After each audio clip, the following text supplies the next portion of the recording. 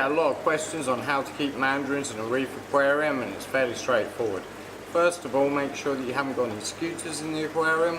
Mandarins and scooters will sometimes get along, but more often than not, mandarins will kill the scooters.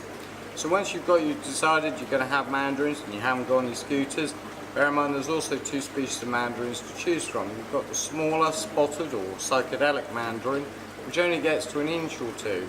And this can be a better bet for a small reef aquarium where they're generally much more peaceful and are easier to maintain in captivity. The larger, more popular, typical looking mandarin is usually people's preferred choice. You can keep a male and female together, but the females are rarely imported and quite difficult to come by.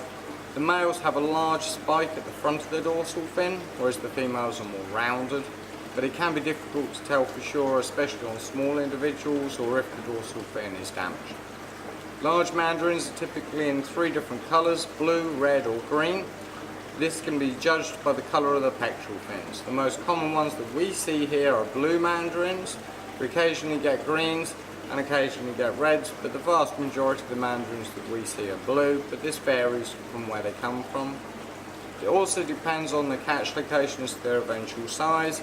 Mandarins coming from, say, Indonesia, the males might only reach 2 or 3 inches, females about 1.5 inches. If they come from the northern parts of the range, such as the northern Philippines, then mandarins can hit 5 inches on males and even 2 to 3 inches on a female. Mandarins can have a reputation of being difficult to feed, but we just feed them frozen cyclops, which they usually take within 24 hours, and then you're no longer entirely reliant on feeding live food. It's best to feed the cyclops first thing in the morning.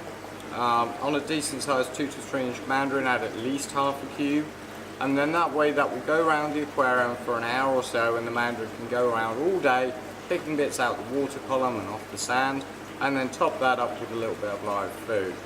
We recommend that the aquarium's been running for a minimum of 3 months, and with the feeding of cyclops in the morning, this is enough to easily maintain mandarins in captivity.